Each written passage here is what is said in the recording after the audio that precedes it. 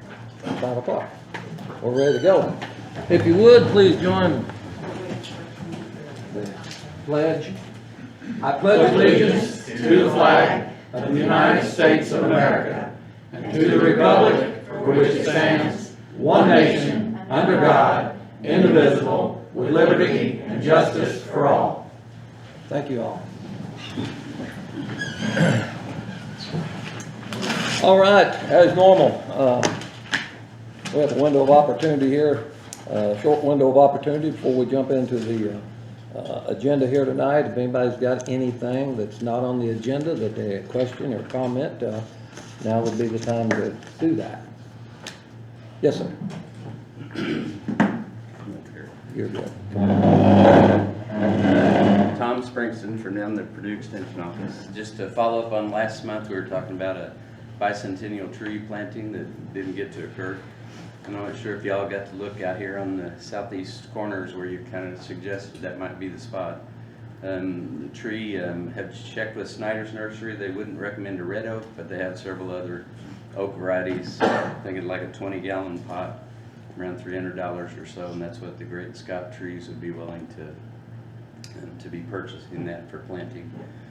Someone did suggest after I put those there, and I've never been to a movie night on the square. Is that where they do hold those? I thought it was on, I thought it was over back on this side. I've seen it on both sides. Yeah, Okay. we can adjust, no problem. Okay, so the movie night could be where that wouldn't be interfering? Exactly. Okay, all right. So that's what, number one, just wanted to see if you thought that would be an okay location. Then I was gonna call in the 811 utilities location. They don't do it actually in that area. They'll go to the boxes and all, but it still would give an idea that that's, you know, we've done the legal thing of Yes. notifying them.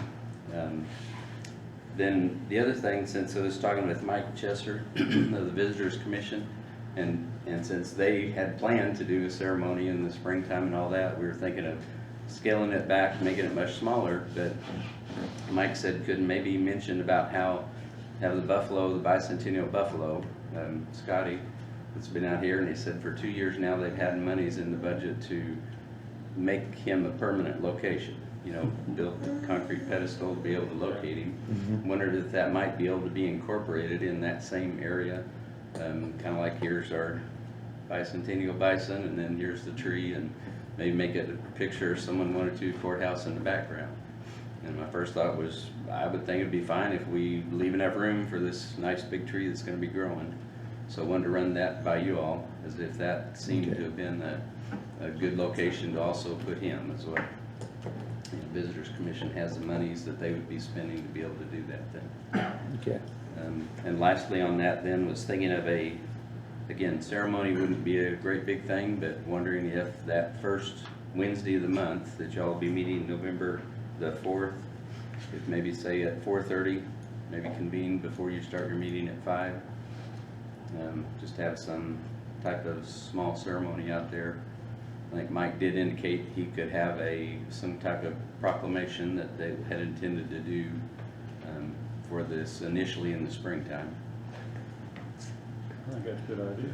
Okay. Yeah. What do you think, Mike? I'm good with it. So how tall is this tree gonna get? Well, oak trees, again, depending on species, they could be 60 feet. So it's gonna be a decent sized Yes. tree? Okay. And I did bring the tape measure. I stepped it off first, but got the tape measure out, and I kind of picked between the pine tree that's out there, or the evergreen that's there. It's spread already into the gazebo, and then halfway between the sidewalk by the courthouse and Wardell Street. And that's basically where the flags are out there. I don't think that, and are you asking how big it's gonna be when they plant it? When they No, grow no, it. no. I'm gonna say, we're never gonna see it at six, we're never gonna see it at Well, some of those aren't as old that. as We them, ain't gonna see it at that, my friend. You grow pretty fast, don't it, Tom? Yes, it should. Yeah, they like, I know They're that all we put down here, 3 or 4 years at the painting house. I intend to build you always want to be about twice as big as what the diameter of the root ball is for planting. Give Just it some figure how more. old you are. I'm pretty I know. guessing you'll have You some ain't far something behind me. around it to keep people from tromping on it at the Yes. beginning. Yeah, hopefully it's going to be big enough to begin with that they Yeah. shouldn't do that. It won't be a little saddling to go Okay. pull it out. But that's fair to say I'll you know, pre-dig big enough around it, then loosen up the soil, and it should hopefully take off well, and we'll mulch it. And I'm gonna also guess that we'll need like our employees here to keep it watered quite a bit. Good, or I'll be right here and I'll be monitoring it as well. So, Okay. I'm not sure what the piece of concrete is that's out there, and it has a L, nothing sticking up out of the ground, they can mow right atop it, but there's an old galvanized pipe you can see was in a piece of concrete or something. Well, and that could have been, at one time here, there was, I know, I believe that might be one of them, there was water fountains here on the courthouse lawn that, I remember along the north side. I think they had one here and one on that side too. It's still far My enough. dad built those. Is that right? And, yeah, they had water fountains out on the lawn there, and so it could be something to The that. spot I chose is kind of in that middle, it's still far enough away, but it's Okay. probably 6 foot, 8 foot away from where that is, but I'm just curious what that might be. Real quick, The money's buried. pardon? That's where all the money's buried.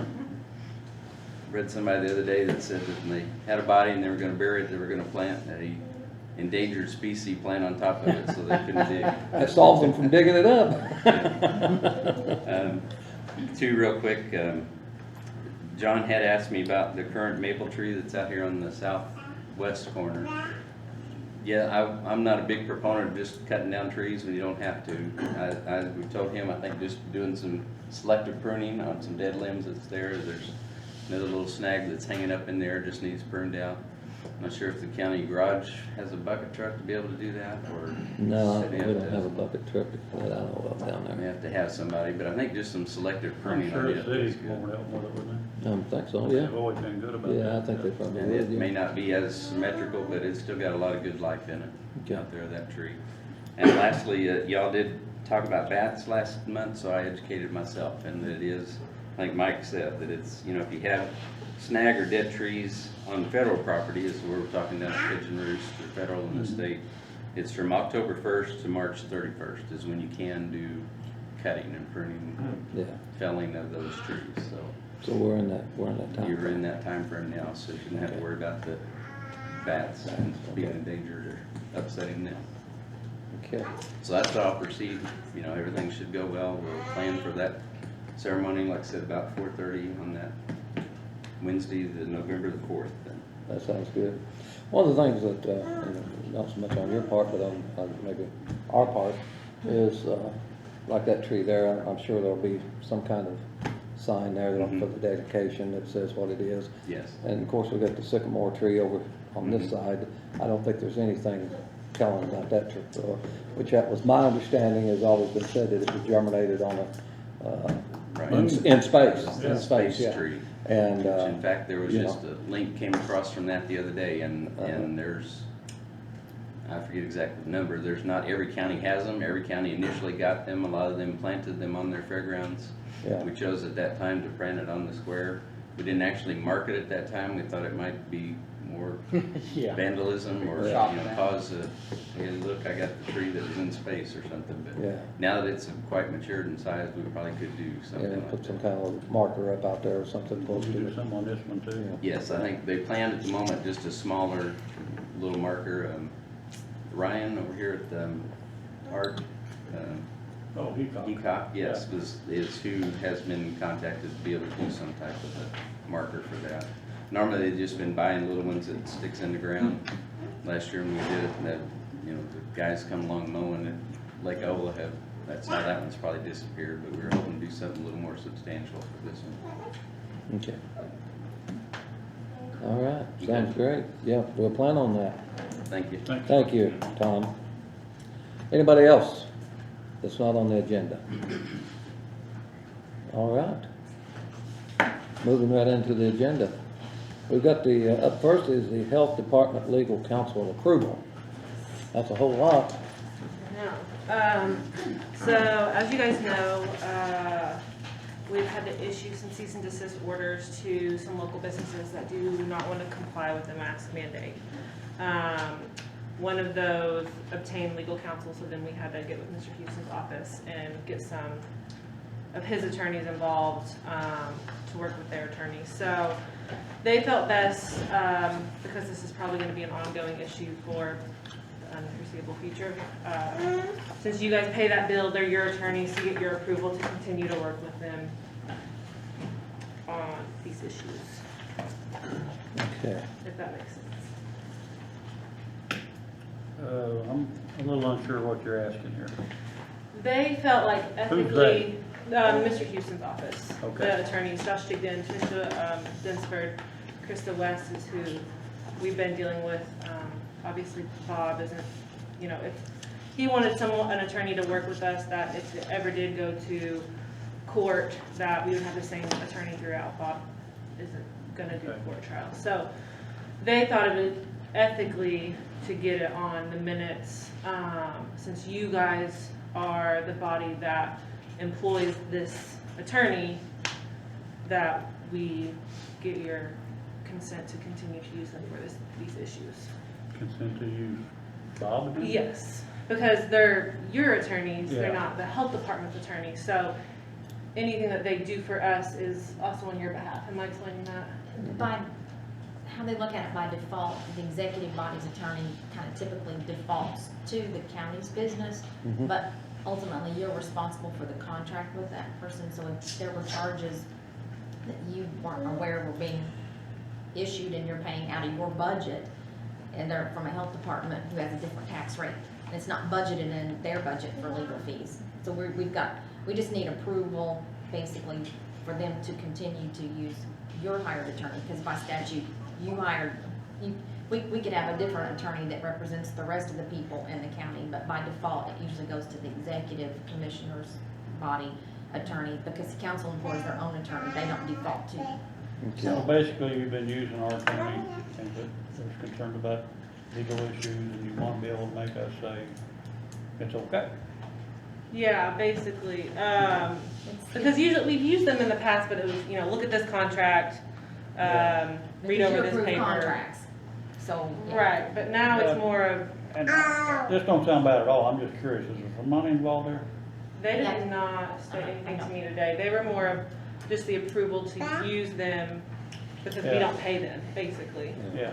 Well, I'm kind of lost here for the fact that no other department has ever came in and said, hey, can we utilize your attorneys? I mean, And that was at when the something, advice of when Houston. something happens Yeah. at the jail, or something happens at the county highway department, or something happens at other places, they just call the attorney and the attorney takes care of it. I don't know why we're in a And I don't situation know where we if- have to get approval. Josh recommended that because he is like the city's attorney for Austin, so I don't know if he is just more up to date with the statute or. We just had conversation, Michelle and I, about this today, and I said, well, Yeah. I can kind of understand, because to me, in my mind, that means that there could possibly be charges that would come extra and above what your normal contract would cover. See, he's contracted with you all for certain services, and it's at a certain dollar amount. If there would be something that goes beyond what would be his normal hours that he gives you a month, that would be created by additional work, then I think they just wanted to make sure if there were extra charges, that if it was because of the health department's extra Right. work, that you guys were okay with that. Okay. We just had this conversation, I've not. Yeah, talked to I Houston's literally office just talked to about him it. this morning I about did it. talk to him an hour and a half ago, and it ain't exactly where my conversation went with him, but.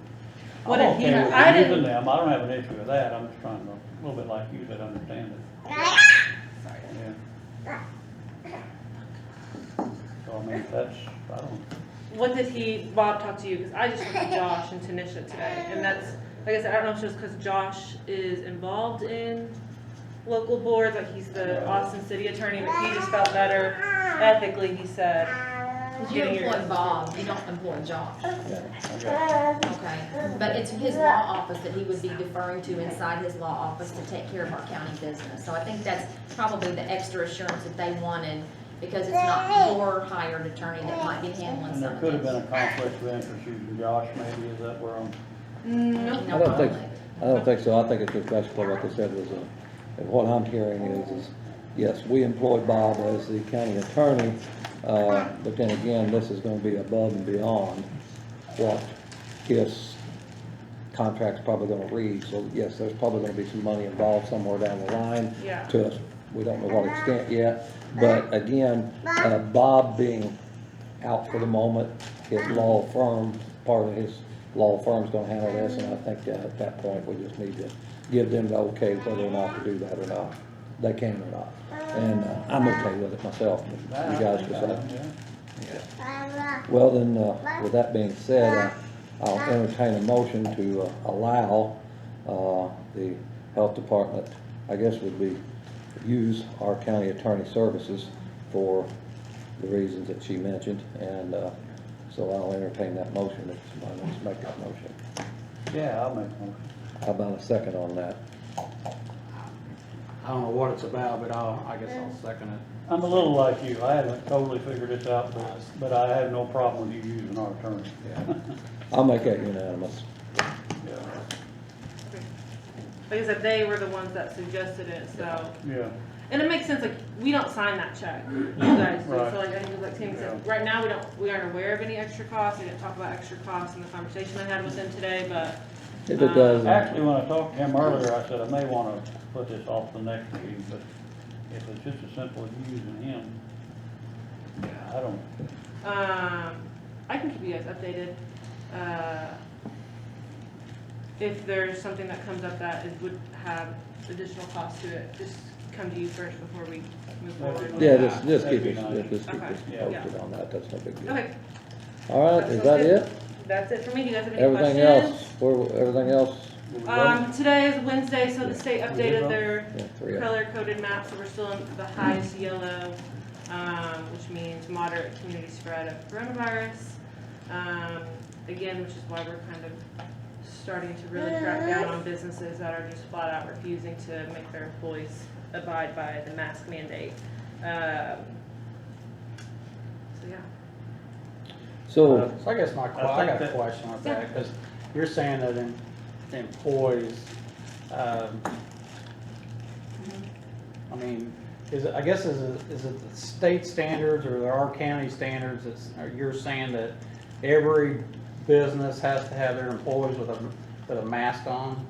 Well, the mask mandate states that if you are inside a public building, that you should have a mask on, yes. Should. Does that mean that's mandatory? I mean, that's the way Because I understand the I walk executive into my order. work in Louisville, Mhm. and I know I'm across the river, but, Mm-hmm. once you're inside the building and you're doing your business, as long as you're not around people, they don't wear masks. Well, being in your private office is one thing. I'm not I talking don't, about in a private house, I'm talking about a warehouse. you said around people, I so. said, if I'm around people. Right, you But wear I'm- it. Yeah, Yeah. but like I said, you're saying that in any business, that they're mandated to wear a mask. They're under the stipulations of the mask mandate that are outlined in the executive order, yes. So There you could are, you could be the only employee in the building, well, and you're supposed to wear a mask. those outlines are in the executive order. So again, if you're in a private office, if you're not around people, that's outlined in the executive order as an exemption. We're having businesses that say, we're not gonna do it, and then they're 1 foot away from a customer taking payment with no face shield on and just flat out said, I'm not gonna do this, make me. but that is being reconciled, am I wrong in that? That, yes. My understanding is that individual like, yeah, we'll work this out.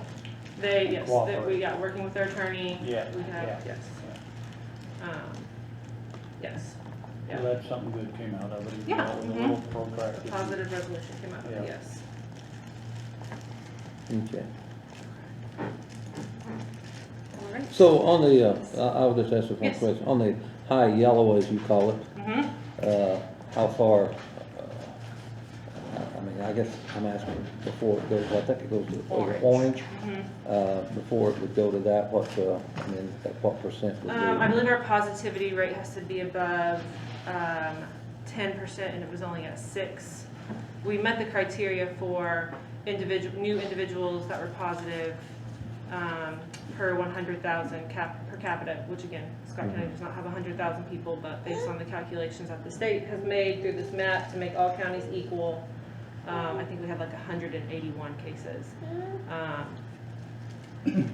Based on their calculations, to make, like I said, on the 100,000 population. So if we start having more people that are tested in Scott County test positive, the positivity rate goes up, then we'll probably move towards that orange. Now, what's our positivity rate right now? It's 9% last year. 9. Mhm. Now, The reason I'm asking, that seems like that's just like shooting for the moon right now. We were like less than 1% not long ago. I think the lowest I saw was like 4. So, but then like you have Jackson County who's at 19%.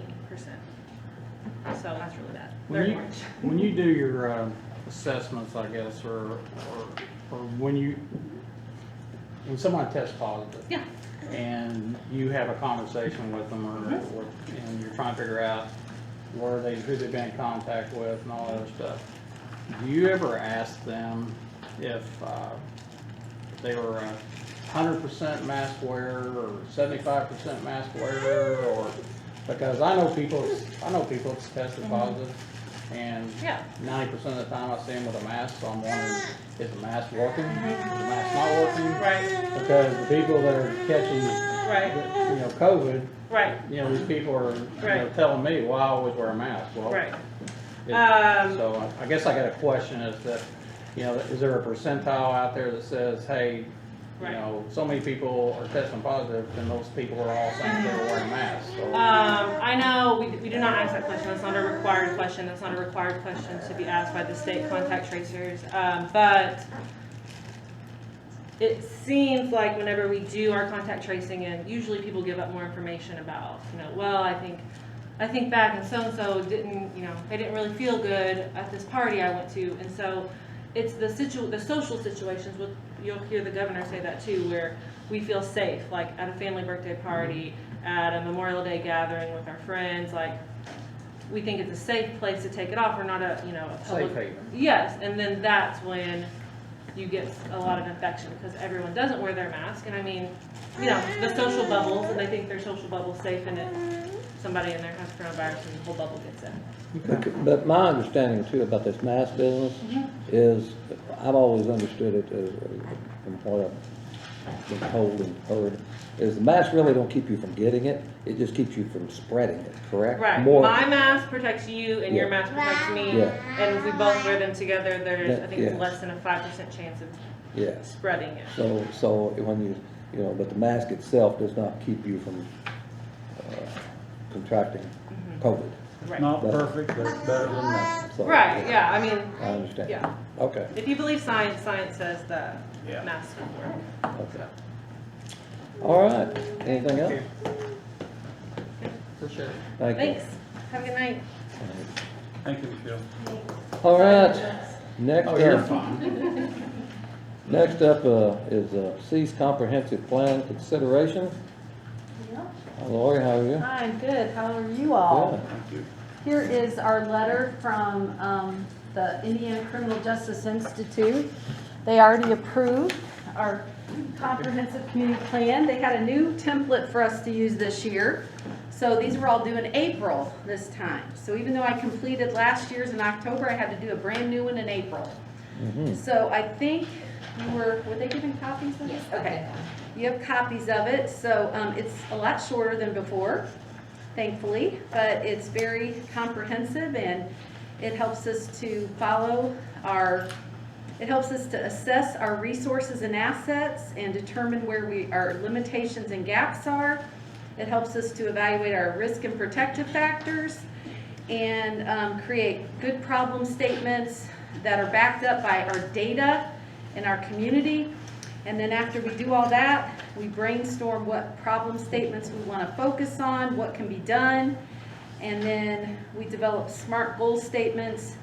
And each of our 3 problem statements has specific steps that we're taking in the community to address those substances. So the nice thing about this new plan is it aligns exactly with our DFC 12-month action plan, which we have to create for our federal grant. So now the 2, align, and we're not doing 2 different things. So that's what I love about this new template. So this is, if you guys approve of it, this is what then allows us when at the end of this year, this calendar year, December 31st, the drug fines that have been assessed all year through our courts are held in a drug-free community fund by our county auditor. Once you're all approved, that gives them permission to release those funds to cease. They do so, the grant committee is deciding usually in December, and then we award those funds out in grants. They're approved by CEAS members in January, and they're given out in checks to those agencies in February of next year. Yeah, I'm saying 7,825, is that what you got That, coming? that was this year, because, Okay. yeah, because they won't know how much we're able to give out next year until December 31st. Okay. So that was what was dispersed in those three categories this year that have already been given out in February. So basically, you're approving this so we can then give out the funds that we will be released to us in January of 2021. I wish they hadn't done the calendar year the way they did, because it kind of messed us up, but Yeah. anyway.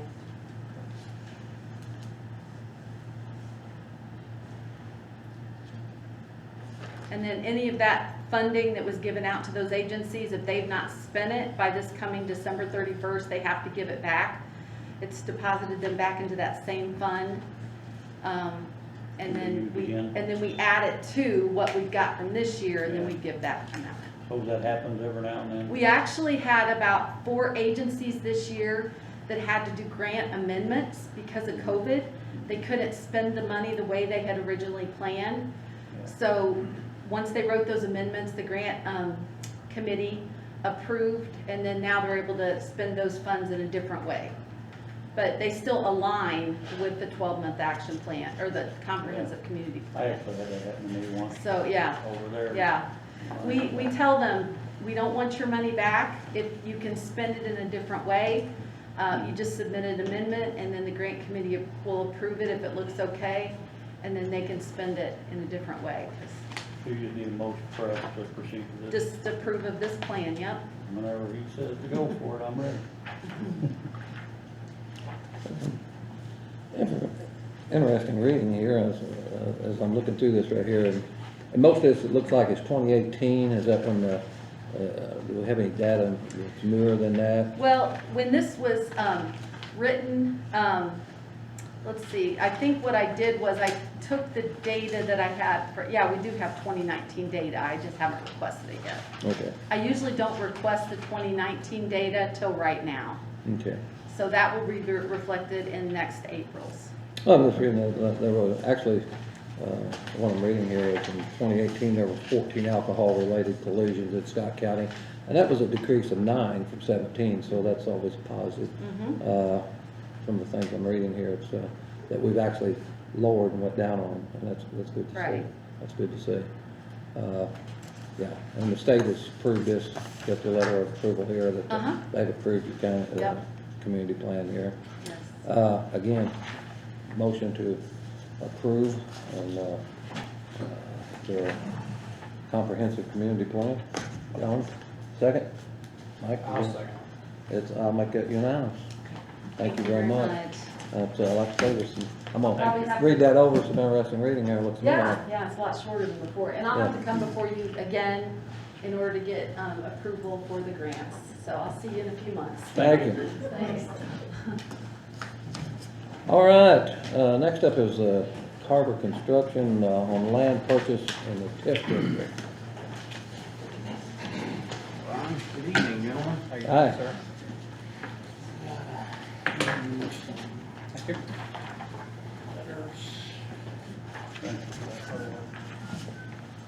Thanks, sir. Thank you.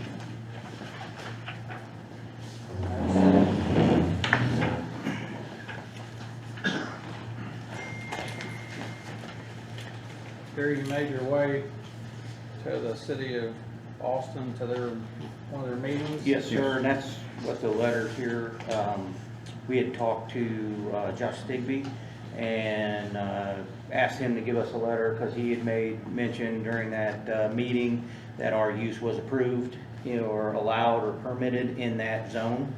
And so that's what the letter is, and then it's also, they were looking forward to us being the newest business in, in that jurisdiction, if you will. So we wanted to share these letters with you guys, so to see that, we went through the process you had asked us to, and they received us really well. The meeting went really well, very positive. I thought maybe. Yeah, So, and really what we're looking for now is, you know, our next steps in the process. I've spoken with both Tammy and Marty.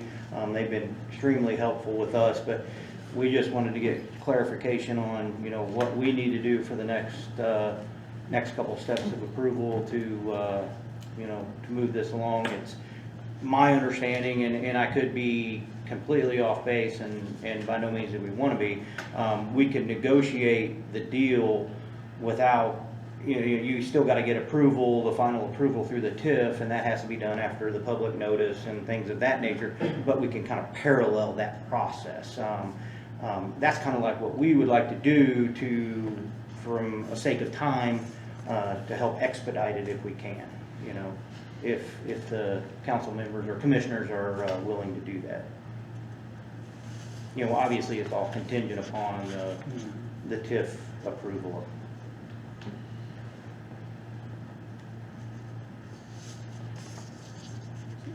Tammy, I guess I got a question on that, because I know TIF board came to the area plan the other day to get approval to change their their ordinance. So when do they meet again? What will happen is that you have it on your agenda actually tonight, resolution for North Tiff Area Plan Amendment Resolution and Hearing Acknowledgement.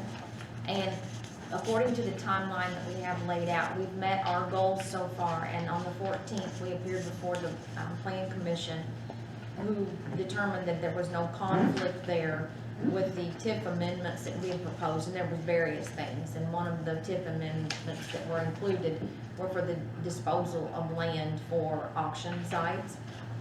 So there would be provisions there, no mandate, but provisions, the groundwork laid, because had this been 3 or 4 months difference, or a couple of weeks even different, this probably would have, had this moved any farther, would have required another amendment process, which would have taken another 3 months.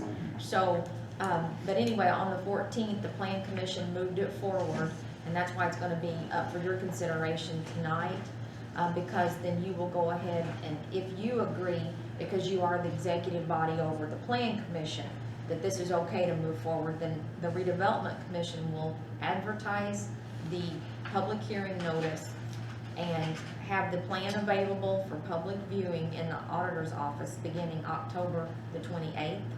And that will have to be posted for 10 days and advertised, and then Redevelopment Commission, should everything go through, be able to meet after November 7th, that is a Saturday. November 9th is the first business day after that. That's the earliest Redevelopment could meet, has to be at least 10 days, and then they could subsequently finalize the adoption of the TIF plan amendment, which then would open the doorways for processes that the commissioners and the TIF board would want to do as a team. That was a long explanation, I know, but it's got a timeline it has to follow. I guess as far as my thought is, and I know we don't have the legal here, but, Ron, I know you're talking about trying to move the needle here. And I would hate to see this happen the end of the deal is that, you know, if we can't come to a resolution of price, then, you know, we've done all this for naught, and you're sitting on another piece of property that you could have been moving along as well. So I don't know how, because again, legal's not here, I don't know how we could proceed with knowing what the price is going to be compared to waiting for the, you know, somebody to approve that, hey, this could happen, because I think that's just a matter of a date. And legalities on that part, but I mean, I guess what I'm saying here is that we may get to the end of this road and we not agree on a price. So I mean, in turn, it doesn't sell, and the legwork's still sitting there. So I don't know about what legally we can do in advance of getting approval. So I'm not even sure who should be negotiating the price. I know it's probably come down to us. It seems like our attorney, but I don't. well, the bottom line is it's our property, and I agree with that, but and the negotiation, I think, my opinion, would go through, again, I think it would go through our attorney, but as our representative, but it still has to be something we agree on. yeah.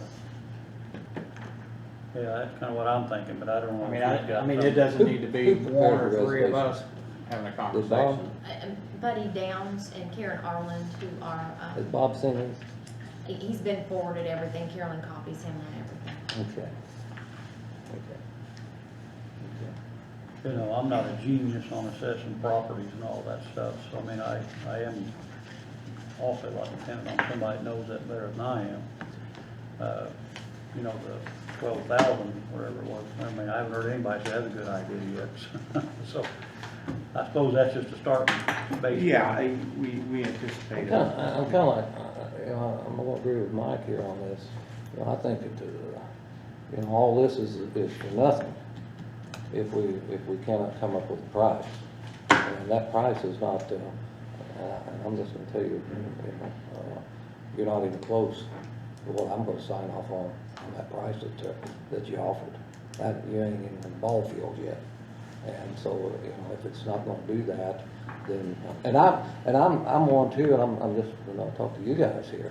You know, again, I'm gonna say that, you know, I want to make sure that, I mean, I've got nothing against, this, but the only thing is, what are we getting for Scott County? And the one thing we're gonna get is the price of the ground, period. It's not gonna generate anything for Scott County. It's not gonna generate nothing. So, you know, if it's something that, you know, again, it's not gonna go into the general fund, the money's not. It's gonna go right back into the TIF fund. Right. So when you start looking at that and you look, okay, what are we trying to do for our community, is I see this bringing nothing to the table for Scott County. It's an online auction, people's gonna sit all over the world and punch a button. It's not gonna bring people in to stay in motels, it's not gonna bring people in, it's gonna buy a tank of fuel, other than the people it's gonna transport maybe the vehicles. But other than that, you got 15 employees, you're gonna get the price of the ground, that's what you're gonna get. So I'm just saying that, you know, until, I agree with Mr. Jones here, is until we have, I think, an idea of what the price is going to be, I don't know really if it's, worth doing So this. two questions. I think it's almost putting the cart before the horse, so to speak. There's two things I'm hearing, we're not happy with the price, Yes, and what's the long-term benefit. So in other words, if we go through and find a price we even like, it comes back to, well, do we still really want it? yes, and I think that's what it's gonna Let's be, just say, whether it's gonna let's say benefit. $20,000 an acre. Yeah, I mean, that would be a big chunk into our redevelopment, which would probably come in handy in hard times. But is it a long-term thing? I think that's where you're at, right? that's what I'm looking at, yes. And I've also I haven't talked to anybody at Tri-Hawk, but I've been concerned that, are they ever gonna wanna grow? They're growing right now, they're getting ready to expand their building. They still own 30 acres behind their Yeah. building, Yeah, so I mean, is that all they need, the 30 acres? I don't know. I have no idea. I don't either. I'm just questions I'm looking at, Yeah. wanting answers to. So, so what do we do? Well, as far as, and Bob, I understand what you're saying about, you know, everybody wants to see, property utilized, to benefit, you know, workers of Scott County. And if that includes, you know, a big factory coming in here and saying they're gonna make, you know, cars, I mean, or whatever, I mean, sure, those are gonna be high-paying jobs, and you're gonna have people that are gonna move here, people are gonna, you know, spend more money here, and whatnot, but I guess where I look at is that, you know, we haven't had that for a long time, and as a matter of fact, we've had a couple leave, because, you know, whether it's a business decision or what else, but, you know, I know from, even before the COVID thing here, that, factories in our county cannot even fill positions that they have, and they've actually, some of them wanted to expand and couldn't expand for the fact that they couldn't get local people to even want to come and apply, so I don't know what the answer is there. I mean, everybody would just hope to heck that somebody'd come in here and give, you know, $30 an hour jobs and everybody in the county's employed, so. But I don't know if that's gonna happen either, so, You know, I don't know either. I know what I do see is when I see Samtech out there, when you bring in things that have good jobs, it seems like they don't have a trouble filling. Maybe I'm wrong, but that's what I'm saying. I think Tri-Hawk stays pretty busy. Well, they all But when stay you busy. get into the, I won't say service industry, but when you get into jobs that are not quite as, they don't have as much benefits and whatnot, they come and go. Quickly. But I mean, just my experience with Samtech, which hasn't been extensive, so I could be wrong here, but it seems like when you present people with that kind of job, they fill it.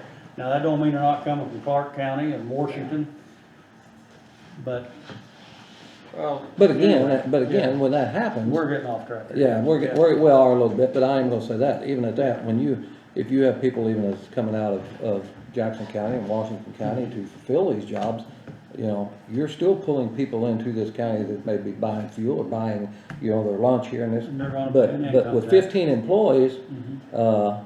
and online service, you know, now if you're bringing in 2,000 people a week to a live auction, that may be a different story, but when it's an online, you're not gonna bring them in here. It's not gonna pull people in, so at that point, it's, you know, you've got 15 employees and 60 acres tied up. And folks, when we sell at 60 acres, one thing to remember is again, we have no crystal ball, and Mike is exactly right about that. There may not be nobody for 10 years that wants to do anything, we don't know. But I will say this, when we sell at 60 acres, we do not have another spot left for a factory, so at that point, they're probably, I would think that the redevelopment board is probably gonna reinvest that, or would think about reinvesting that in more property. And again, so we're still sitting with more property. I don't know, that's just my opinion, I've looked at it every way I can look at it. I just don't know that it's going to be a benefit Well, looking at for the, us. looking at the ordinance that, they came to the area plan and updated, they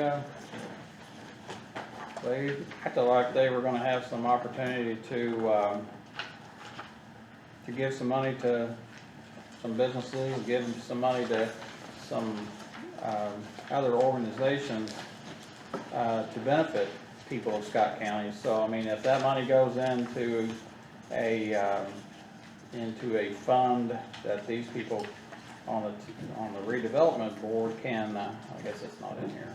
It's in the original. Okay. Your yeah, I don't- ordinance isn't in there, That's from fine. planning commission. might But be anyway, better.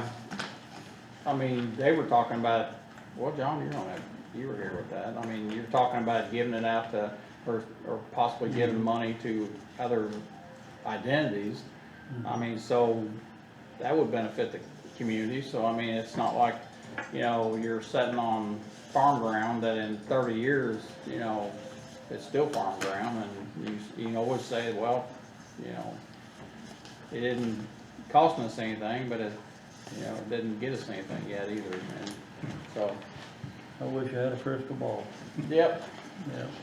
Can I add a? Go ahead. I apologize. Mr. Tobias. Yes. To add a little bit more, they do have a preview day and that type of thing that does bring buyers and stuff to preview the cars prior to the auction the following day. So there is, people coming into the community for the lunches and for fuel and that type of thing, as well as the pickup guys and the delivery guys. So there is some transactions, that type of thing, that will happen at the restaurants and the local gas stations. From a timing perspective, you know, we talked about before, and I think everyone's aware of it, we do have another property under contract as well. So, you know, we're gonna have to move forward here. So if, you know, not trying to put any pressure on anybody, that type of thing, but the weather's happening now, crops are coming out of the field, so we can do our geotech testing and all that type of stuff. So we are running up against the gun here, and so, you know, we would be very interested in trying to negotiate a purchase price with you guys. Not sure how you guys want to do that, but it's hard for us to negotiate against ourselves. We, you know, we need to get some type of feedback from the county commissioners or whatever on what you guys are looking at from a purchase price, so we can do an analysis of it. What I'd like to see happen, and maybe we have a conversation, not in a meeting, but a conversation with our attorney and pose that question to him, is that, just like you said, Bob said as well, we may never get to a price that we can agree upon, and it's a non-said done, you know, so maybe we get with our attorney and he said, if you wanna sell it, or, you know, you get to the price and never sign the papers and say, you know what? Sure, right, just goes you away. know, Right. You know, it just goes away, so maybe we get with Bob Houston and say, hey, can we negotiate this, and if we're even in the ballpark, or they're in the ballpark, and we can even get to an agreement, we don't have to sign it, but even if we get to You make it the contingent upon happy price that we want, I mean. it the doesn't final mean- approval. Yeah. Yeah, and that way we're not wasting your guys' time, you know, 2 or 3 or weeks after, I you know, the next meeting. You know, we can Yeah. parallel this to kind Yeah. of cut some of What we're trying to say is, can we get that done, start that process now? I mean, I'm I okay think you with guys it. got I an mean, amendment you have to move approve that tonight You're or not something like signing that. papers, it's just like buying a house till you sit down and close it, Work, it's not work, done. don't- of, that's right, That's right. yeah. Yeah, I'd be more agreeable to do that, I would. Because like I say, I think this is all for nothing if we don't, you know, we could do all this and still I'm wind up looking with for that not getting pot of anywhere. gold in the rainbow there. Yeah. And we'd like to bring a development to the community. Yeah. And so, Well, I go back to the meeting, and I did talk to a couple of people that were in that meeting with Austin. I didn't get any negativity whatsoever from any of those people. I Yeah. mean, so, and they all said it was a good meeting they had with you, so. Yeah, and, you know, in the letter, and that's why we wanted to share the letter with you, you know, they expressed excitement about us Yeah. being their newest business within their Yeah, jurisdictional control, if you will. so, You know, well, and that's what we wanted to make sure that we. at this point, I think we get with our attorney and see if he agrees with what we're talking about, and at that point, we could just say, hey, let's try to negotiate a price here, and if the price is what we think it is, and if we agree that that's the avenue we wanna go with our money and our land, then we can come back as a commissioners and say, you know what, we're gonna agree to accept these or not. We gotta accept move it. in direction to give you guys answers, one way or the other. Yeah, So- and that's all Yeah. we're asking, you know, we Yeah. just wanna make sure that we Good or don't bad. waste your time, you know, and we can I move agree. through the process, I understand that, and I do know you guys have an option on another property, so. yeah. Yeah. Well, and with that being said, we can contact probably Bob tomorrow, and, I mentioned it to him too, by the way. okay. We need to- We'll contact him, at least, again, have some kind of idea. Sure. of Yeah, Where he- you guys need to be, and, Right. you know. Absolutely. You, Yeah, counter offer and say, hey, here's, you know, and then we can. We'll take 30,000 acre. I'm sure. My hand will go up a little quicker. Ours may not be, so. Yeah. We'd have to call an ambulance over there. Yeah. So is there, the amendment has to be approved tonight then, so that we can get it posted in the paper? Is that how? If the commissioners move forward on this, Okay. to basically reinstate or approve what the plan commission approved, then it will move forward, it'll be advertised the 28th, and then Okay. again, as early as the redevelopment commission can meet on it, will be the 9th of November. 9th of November? And that's what we wanna do, in that timeline between then and now, is if we can Figure it out. negotiate a price, and then, you know, it's all contingent upon the final meeting approval anyway, Right, you know. And you guys can still decide you don't want to sell at that point. Well, Yeah. if we Well, do we're not- whatever we gotta do to move this along I- to help you guys, want good or bad. I agree with that, but also, like I said, it's not like we're gonna come to the commissioners meeting, we're all gonna sit here and negotiate a price. No. No, that wasn't No, what we that's were right. expecting. But I mean, Yeah. that's, we don't need to be in a meeting to be Right, doing that yes, other legwork, yes. so, okay, Yeah, probably just the opposite, we shouldn't Yeah, be doing it as a. that's man. correct. Yeah, Yeah. So, anyway, Okay. good deal. Thank you, gentlemen, Yeah, appreciate thanks. your time. thank you. Appreciate you driving all the way down here. Thank you. And sorry about that construction between Scottsburg and Seymour. We sat there for a while. Yeah. With everybody. all right, next up, vehicles for the prosecutor's office from the sheriff's inventory. Is he even here? Yeah, He's here. He's here. Oh, there he Can't see is. this mask. that's the big guy. Kinda like Batman. Batman. You would. So, I'm here because, do you guys care if I take this off and understand I Yeah, can't hear you? we're good, we're We're all good, yeah. trying So- to do the distance. Right, I'm here because, Sheriff's Department had a couple of vehicles, I think Sheriff mentioned this to you last meeting or a couple of meetings ago, actually, I didn't even know he was gonna do that, but, they had gotten a couple new vehicles, had a couple old vehicles they were taking out of their rotation of their fleet. There's been talk for a long time, we go quite often to trainings, all over the state, we have special prosecutor cases, sometimes we have to go out of county for. We have cases sometimes with special judges that make us travel to their counties. I'm on the board of directors for the Prosecuting Attorneys Council. I go up to Indianapolis for those meetings. I'm also on the board of directors for the Indiana Law Enforcement Academy up in Plainfield. I go for those meetings. Went up there this week for one. And my investigator, Mike Schulen, he travels every week, if not close to every day, either looking up witnesses, serving subpoenas for child support for the criminal part of our office. And so right now we use our personal vehicles and we get reimbursed mileage at 40 cents a mile.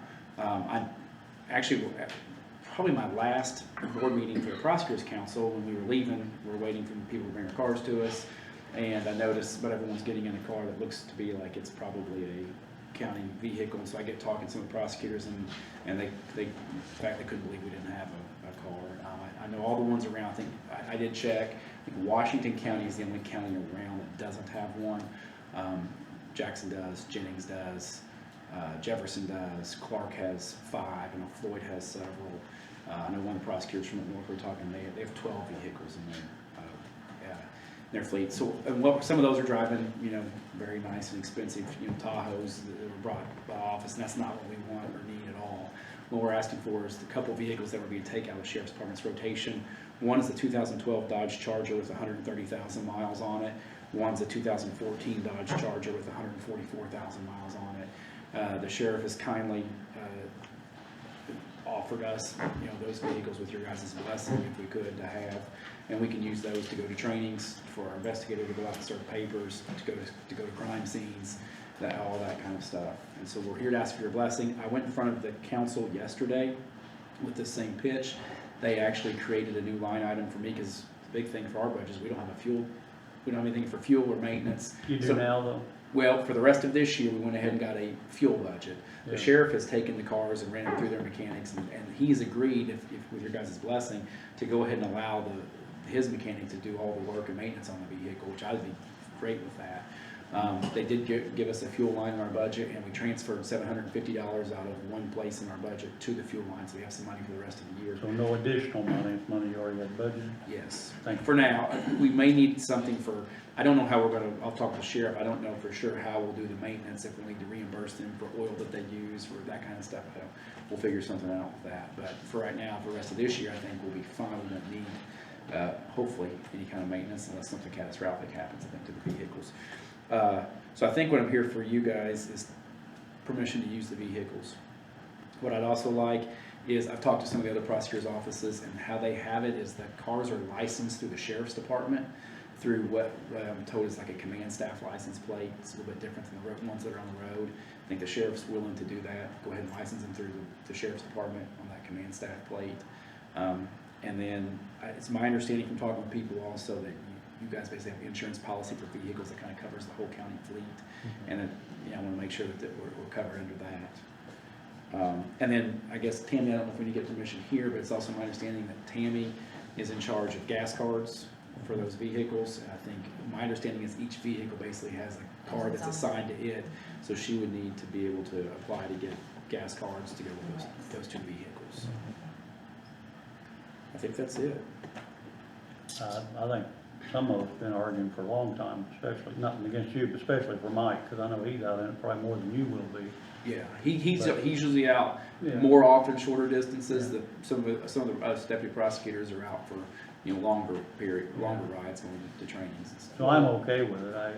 It's not my business here, but I'd prefer to have the blue one if it was me, but Right. you gotta do what you think's right on that. But the other part of that is that all that mileage and stuff that you were charging back to your budget for mileage, I mean, cause I look back when Mike, you know, we were trying to find a car for Mike a year or so ago, and I ran his mileage against fuel cost, and it was almost a win for the county just to even have a car and just say, we're not paying you mileage anymore. And if you're running as more than he is, or your other deputy prosecutors, then it's probably a win for the county. I mean, if we have a car that's, all we have to do is just maintain and have insurance on, and all we're doing is paying for fuel. So I think that's, I've been for it a year ago, and we just couldn't get it to happen, so. I think, I don't know those numbers, and I've tried to compare, I tried to talk to Brian Rensler, because obviously to compare our cars to a sheriff's department car isn't, that's Well, you don't apples, even drive that's that. apples to oranges. Yeah. You know, they're out there and theirs all the time, so I tried to compare it more like that. So I talked to Brian and said, Brian, what are we gonna need? And he suggested maybe 5,000 per car for fuel, 5,000 per car for maintenance for a year, and he doesn't think we'll probably even I think that's. touch that. I think that's on the Yeah. high side, but that's where we're, we're looking, and he thinks that's probably on the high side. So I tried to talk with him to see, to kind of get a little bit of a comparison, because I think we would probably be more along the lines with them than we are with, we're probably going less than And they you'll, are, you'll actually. wanna keep a close eye on maintenance. I Right. know you will anyway, but, What's it's the, easy for somebody not paying attention, to let them things not Right. get their oil changed or something if they're not careful. Right, and the good thing about on my investigator, Mike, he used to be a reserve, Yes. officer Yeah, at different he places. was. I think he's known to really kind of, I've had some other officers say they wouldn't let anybody drive their car except That's him. true. When he was a reserve, they'd actually Yeah. have him go, hey, will you drive my car? Because they knew it was going to be a lot better off when they got it back than it was whenever he took it, so. Gonna change the emblems on the side? My understanding is the sheriff's department's already been working on these. They've actually taken all the emblems off. I mean, gonna have So- something say prosecutor on the side, or what do you? As of now, no, I think there's plain white Okay. Dodge Chargers. So I it's something we wouldn't could look acknowledge into, who but they are. I don't think so. Okay. let me, and I guess the only question I've got on this is what kind of policy is gonna be in place as far as usage of these vehicles? I mean, I understand it, will they be take-home cars, or are they gonna be, come in here and get a car and go out and do the job, bring it back? How's it gonna work? So I talked to Jeremy Mall, especially in Clark County, because he's got several down there.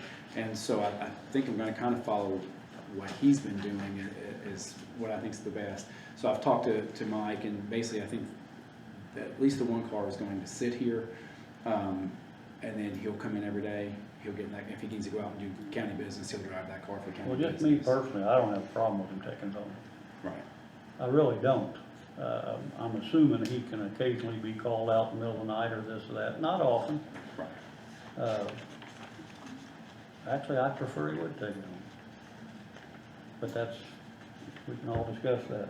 I think I don't have a dog in the fight. I think whatever you decide is Yeah. best for that car, then you do it. I know what your plans are for yours, so.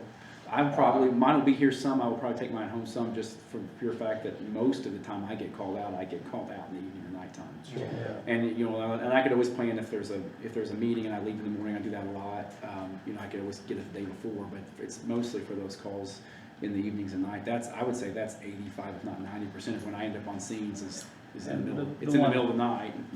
I think I'd say people wouldn't want them seeing them out running around just doing the family thing in them, but Sure. otherwise, I don't have a problem with taking them home. I'll, Yeah, my policy would be, even for my vehicle, especially if I'm taking it home, it's gonna be, from work to home, or home to work, Business. work to home, and, obviously, if maybe on the way home I had to stop somewhere, I would stop but I would not be taking it other places, doing that kind of stuff. Yeah. I'll make a motion. I don't want to see you driving the Barbie car. I'm okay with this, I'm not sure what the motion is, the motion. I'll make a just motion to let to him have it, accept- but to take home cars. To accept or the whole- two cars from the sheriff's office, and to present it to the council next year, any budget for the fuel and maintenance, and for him to have, for the prosecutor to have discretion of how it's used. So, because he's gonna have to be the one to determine if the prosecutor needs it to go somewhere, or he needs it, Mike needs it, whether you want him to take it home or not, I think it's all up to you. I'm all, with everything there, I'm all for letting him take them home. I would say we need to keep it for business, not personal use. I'd like to add that in mind. Yeah, and that's absolutely right. And I think, and again, I do think, I think, Tammy, tell me if I'm wrong here, but I think there is a policy in place for the county that says, that, and it's based off of insurance, like family members or whatever riding in the car has to be, approved, probably through you or whatever, of something of that nature by department head. Because I don't think, just taking a vehicle and then putting somebody else in it, it's not a employee. It's a mistake. Is, yes.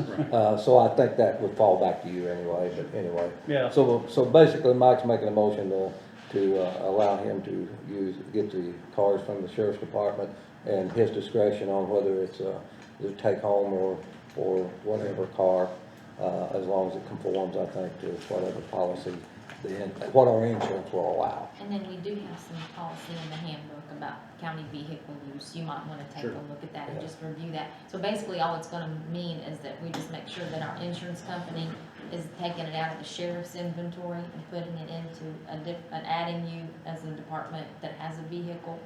And that way, obviously, then these cars will be a little bit different than, we have fleet insurance, but still, on the other hand, these cars aren't gonna be at the risk that the other cars are at. Just doesn't have anything to do with the amendment, but,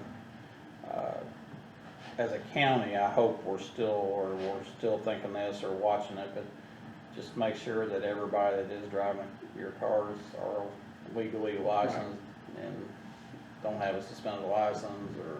I'd just soon keep you and Mike as the only drivers. Well, you don't know that won't work, because he may have a deputy prosecutor going to a trial someplace that needs their drive, so. Yeah, the biggest ones, our deputies are traveling to Indianapolis or sometimes even northern Indiana for trainings I just quite think- often. And if we did that, we would still have to pay them mileage. I just still The think. we mileage, need I can to- tell you, when I go to Indianapolis, I'm getting I think I'm mileage. I'm okay with all that. I'm trying to make sure we don't like, one of the girls run out and go do something, Sure. take the car and come back. No, it would be Well, I wanna keep one of it- the deputy prosecutors or the investigator. Okay, yeah. Yeah. But still, as a county is where I'm getting at with this, us making sure the people that are driving our vehicles are legally licensed drivers. And insurance. Absolutely. Well, the insurance is on us, that's why I said we need to make sure that they're legally, to drive a car. Because you never know, if somebody gets something, loses their license for any reason And don't fess up. and don't fess up. Yeah. Right. And Can't believe that, but they I do. see that. you also take on the liability, we have to be drug tested and all that kind of stuff anytime there's a wreck or anything at all, you know all that. Right, yeah. Anyway, I'm good. Motion made, do you Second. second? I'll make that unanimous. Thank you. No problem. Do you need anything to be able to, Tammy, to try to get the gas cards? You'll wanna get with me or Mandy a little bit later, and we'll get working on that. All right, yes, ma'am. You Thank probably, you. Thank you. this is a different kind of concern, I'm gonna know I'm here afterwards, but you're also a target now. I mean, that car is, Sure. they're sitting over there, they know who's driving that thing, No, I understand. just a thought. Yeah, and like I said, I figured it's such a small community that people know what I'm driving anyways if they want. So. They do, but when we start talking parking and everything, I just, okay, you're ahead of me, I know. No, I You're understand. ahead So, of me. That's why I brought up the Barbie car. Yeah, I appreciate that. My kids, yeah. That's an inside joke. That's my kids refer to the vehicle that I actually had, well, my kids and my brother-in-law started, they refer to it as the Barbie truck, so. They say it was not a real truck. That's all right, I'll gladly. It's older than my oldest kids, no. I'm glad you got it worked out. Thank you. I thought I was gonna fall out of my chair when he said that. All right, next up is a resolution for the CARES Act Public Assistance Request for payroll reimbursement. And, Yes, and I would like to introduce Jackie Clements. She's with AIC. And Jackie. this is, of course, you can see their nameplates, but Commissioner Jones and Tobias and Elizabeth. And you're welcome to come up, Jackie, because she's going to be able to answer every question you'd ever have on this. Yes, I and saw she's, her. yes, yeah. You- So I just saw her in the hallway and I'm glad she's here. Yes, I'm very glad she's here because she's actually working because you guys approved the contract for council's use. And Ms. Clements is assisting council in some budgetary things and getting us updated. And of course, we've had a lot of changes this year with the coronavirus and they try to throw all kinds of money at us and we need to know the appropriate ways and the proper ways to channel this for efficiency and maximum flexibility is the State Board of Accounts letter. On the top, you'll see the letter memorandum from State Board of Accounts. This will help answer, I know Commissioner Jones had a question last time about whether that was a viable, legitimate expense for the payroll, since we had been told in the beginning and that it wasn't going to be anything that was already budgeted, it was only overtime and additional expenses. But as you can see, State Board of Accounts is recognizing the new interpretation for the use of the funds. Jackie can give you a little background on how this evolved, if you would like to hear that, because I think it starts with the state police. Well, I'm not sure.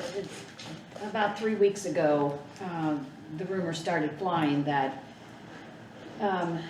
the Indiana Finance Authority was getting approval to be able to reimburse for public safety salaries. Not sure why that went, whether they went for it, but they went to the Department of Treasury. I have my thoughts of what happened, but they went to the Department of Treasury to obtain approval to be able to use COVID CARES federal grant money that was allocated for public safety.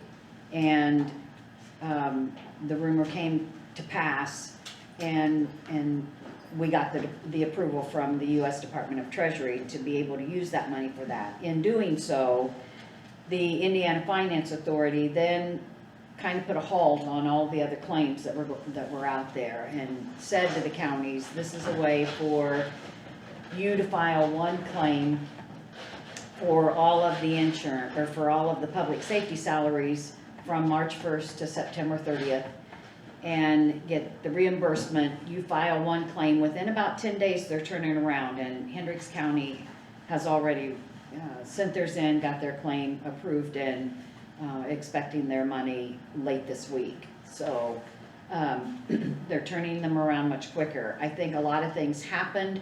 I think when the original stipulations were out there, communities were not compiling large claims at one time. They were sending in a lot of small claims, and it was an overwhelm, and they weren't being processed as quickly as this will be, because they've got 92 counties and 3,000 cities and towns that had money, over 3,000 cities and towns that had money and were making claims against the federal money.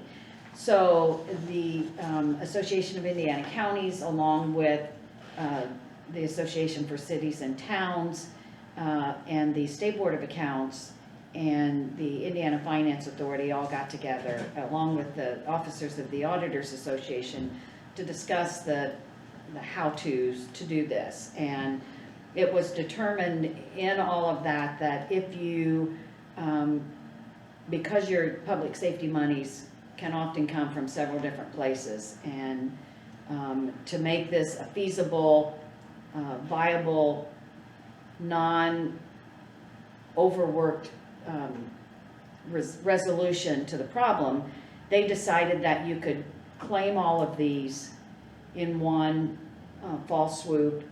The money will turn around and go into the CARES Act fund here at the county, and then the auditor will have the ability to make claim on that money, and it will be transferred into the general fund. So that everything, this will ensure you that you get all of your money. There were a lot of counties that were not as creative maybe as some other counties, and were struggling being able to pull all of their money. And so it really made it twofold. It made it a win situation for the Indiana Finance Authority. They're only going to be doing a smaller number of claims than they were. They did say that if you had a claim that you had already done and they would work with you to get those claims, but they are laying aside all of the other claims until these payroll vouchers come through. They're processing them first. Once they get those done, if there's time, they'll process the others. So this will move you up in the ladder on what you're getting. You still will get anything that is already there and it's been approved. The way I understand, that's going to go ahead and come. This will just give you the easier access to all of the money at a quicker time and into your coffers. And now what I read here on this here on page 2 is that this is for March 1st through September the 30th. Correct. Now, if that does not use all the allocated for our county, then they can continue to put monthly claims in? Is That's that right? correct. Till the That is end of correct. the year? Till the end of the year. So, However, most counties, that won't be an issue because it also will include their benefits like social security and their perf can be taken. So if you would not get there to get to your max, then you would be able to do a monthly claim for the remainder of the 3 months, yes. and if I'm reading this correctly, once, because it is, I think, what I'm hearing, very simple for State Board of Accounts, if it comes in through this payroll thing to disperse this money, it would be, come into the general fund, and then you would have discretion on other monies that could be used for, is that right? Claims that could be used for? It will come into the CARES fund Okay. first. It will get received And there. that's And then mandated, she'll, we have to create Yeah. the CARES fund, Yes. it has been created, Yes. because we can do that. right, and then the auditor will make claim and transfer that money from the CARES fund to the general fund. At that point in time, you can spend it on anything that you want to be spent, just like any other property tax dollars. Because it goes back to the general fund. Because now it's sitting in And the that can be general fund. appropriated for purposes that you say you want to do something, you send it to council, and they can appropriate the monies from the CARES through the general fund now. Right. Well, and the reason I'm asking that is because we've had other departments that come in and had this, And I'll said, you know explain, what, we yeah. could, now, with that being said, is that something that they're going to be able to receive? Has them claims been submitted, has any claims Let been me submitted? update you what I've done. Okay, Okay. We had this information come down like the last full week of Yeah. September. Yeah, It the was- letter went out Friday, And we finally had got the- this Friday. And then we had that September 27th meeting or whatever that was, we had like, Mhm. like September 22nd meeting was our meeting. And that was about the time this all broke loose. And you had already entertained the request from the highway department for equipment that they Mhm. had assumed would, based on some conversations, would would qualify. be, would qualify. So then there were changes made to what was gonna be sent up, because then there was the tractor and Mhm. some differences there. So I submitted payroll that you approved for me to go ahead, up to $544,000 or something, because we have $774,692 or something like that in CARES money. So I submitted payroll. I have no problem getting all of this. I could claim more than what we're allocated in payroll, and I am not claiming benefits. I claimed 6 pay periods, 12 weeks between our pay date of March 8th and May the 30th. Just that time frame, and I was able to claim, and have already been approved for about half of whatever I sent up there in payroll.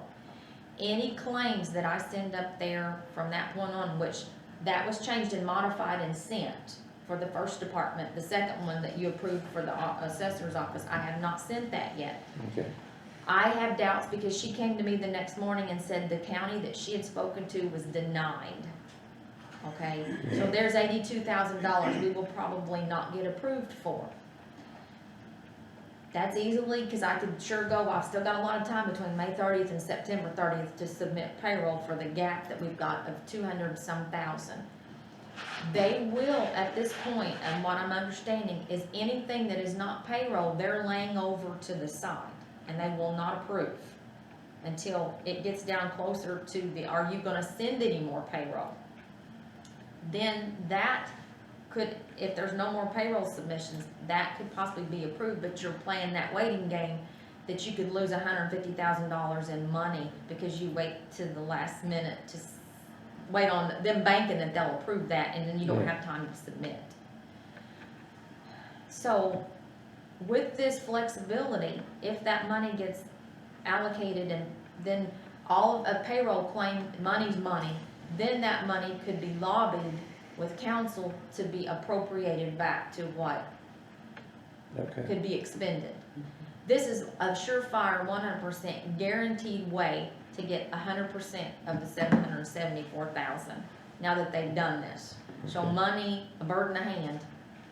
Okay, Okay. once we get it here, then we can have all the discussions about where it goes after we get it here. But the whole point is getting it here. And I don't want anybody to feel disappointed, feel like that their claim wasn't worth anything like that. It has nothing to do with it. It's just about making sure we're guaranteed to get this.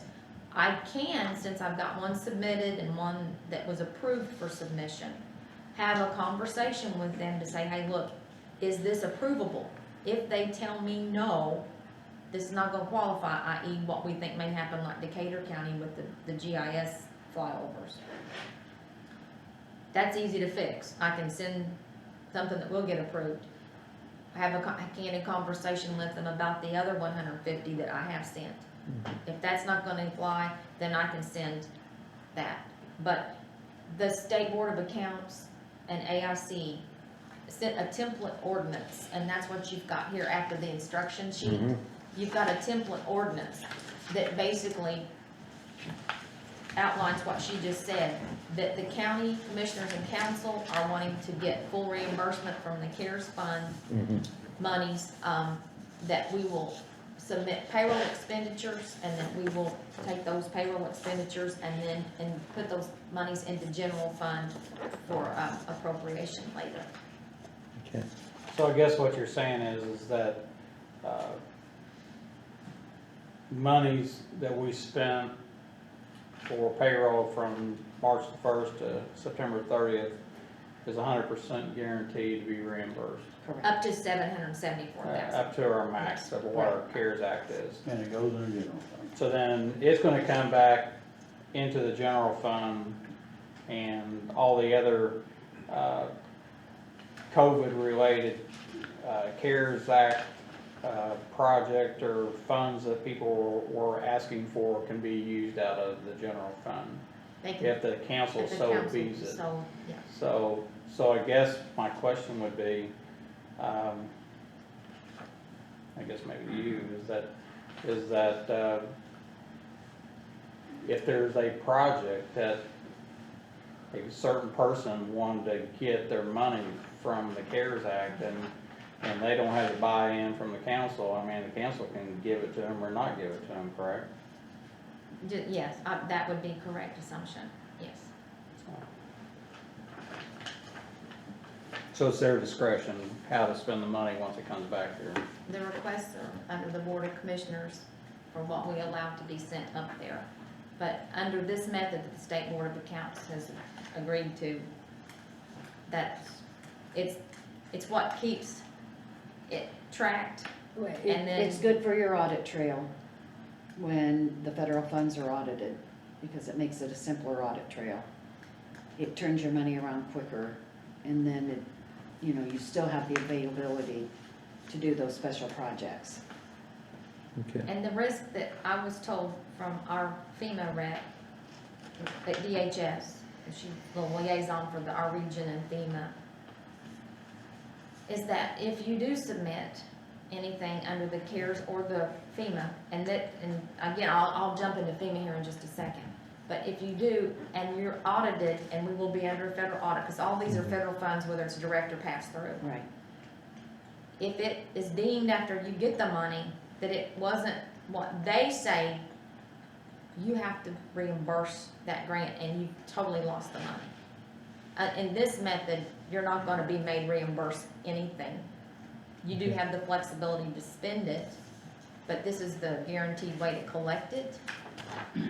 The other thing with FEMA, if there are qualified projects that are of the disaster response nature, such as your third truck for the ambulance, the new ambulance they just purchased to respond to COVID, and your associated equipment expenses, I'm gonna work with Shannon. We got a meeting on Friday. We're gonna tally all that up, and I'm gonna send that into FEMA and hope to get 75% of that back. Okay, so there's other avenues to recoup some of these project monies. Some of the other project monies. Yes, Yeah. but this is the guaranteed method to get all of your FEMA monies.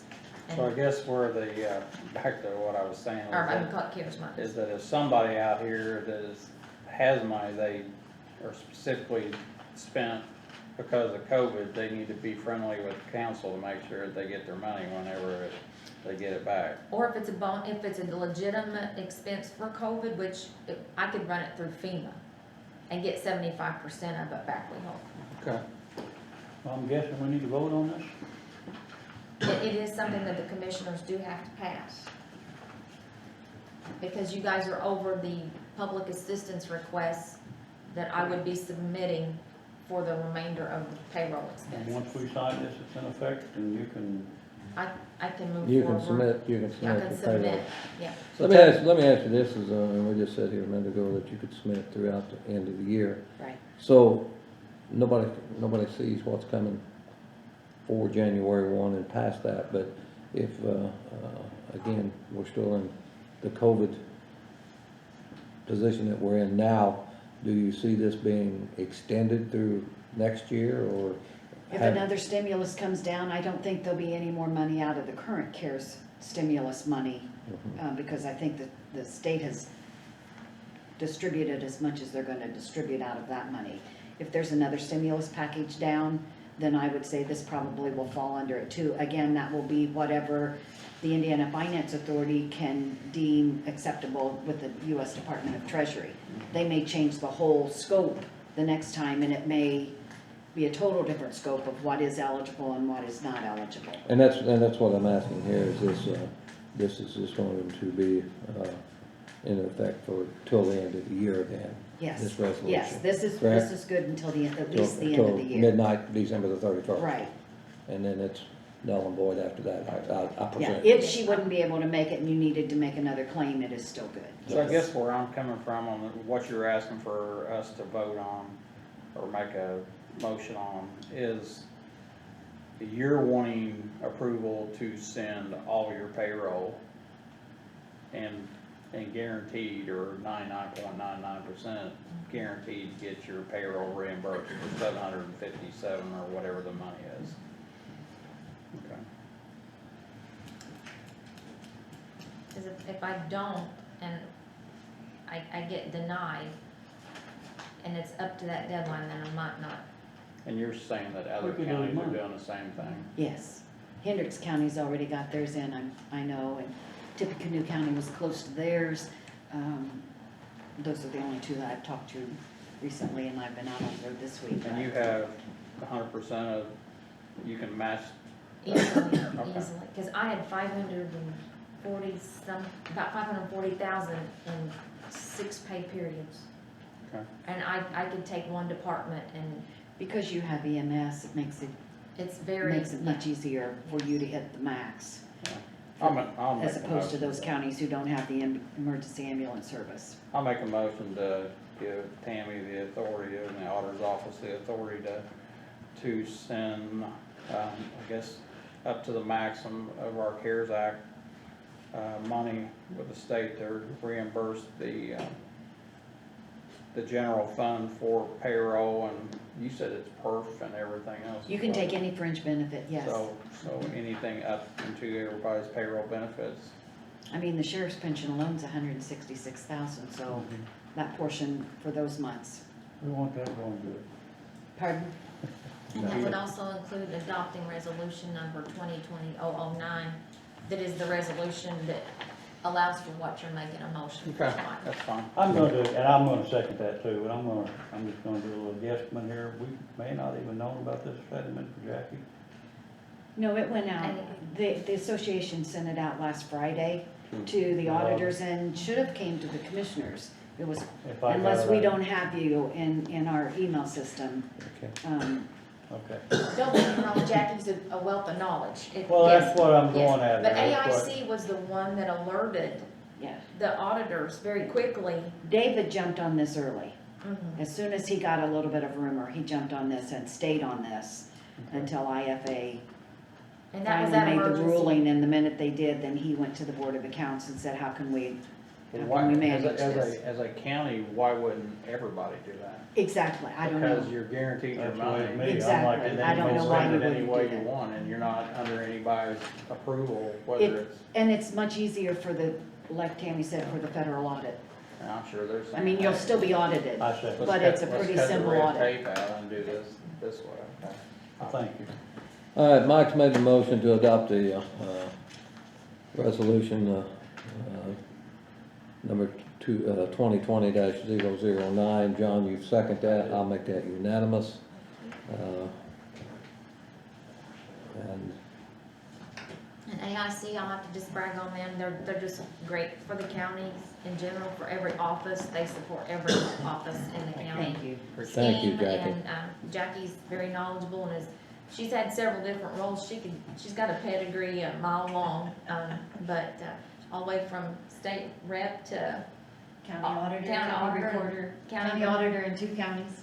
She's the education director Yeah, and charge of AIC training. and, yeah. So we I- appreciate her help. I will say, I've learned a lot when I go to the meetings. We haven't been too good this year because of COVID, but I some of the things I brought back here to help, so. And if you guys wanna pass one of those around and which one do you want this? yours is fine. You signed one already? Awesome. Well, Thank you, I Jack. think we're supposed to sign it.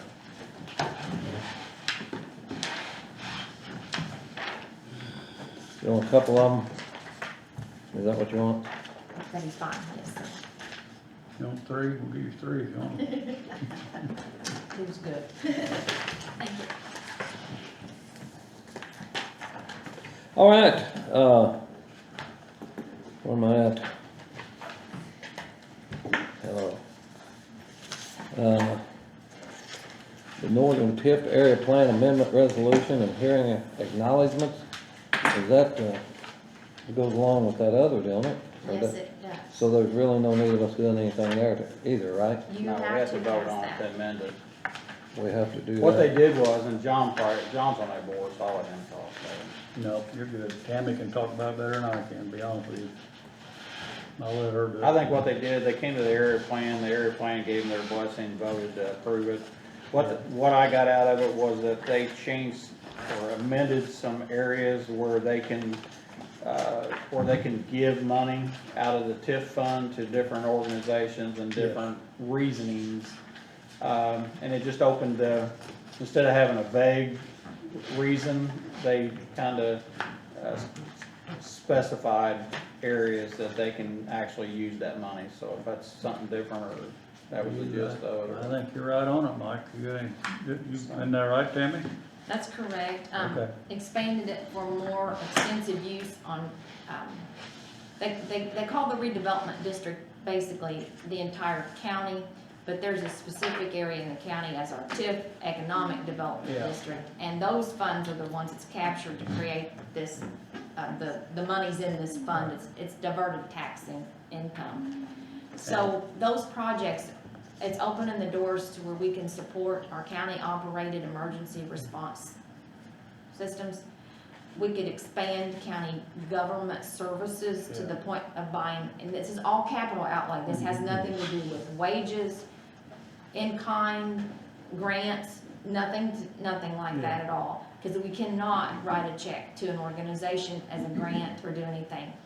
One of the things we were approached with was probably one of the harder things to grasp is how can this help our TIF district and our redevelopment area, was the request from the refuge in Austin.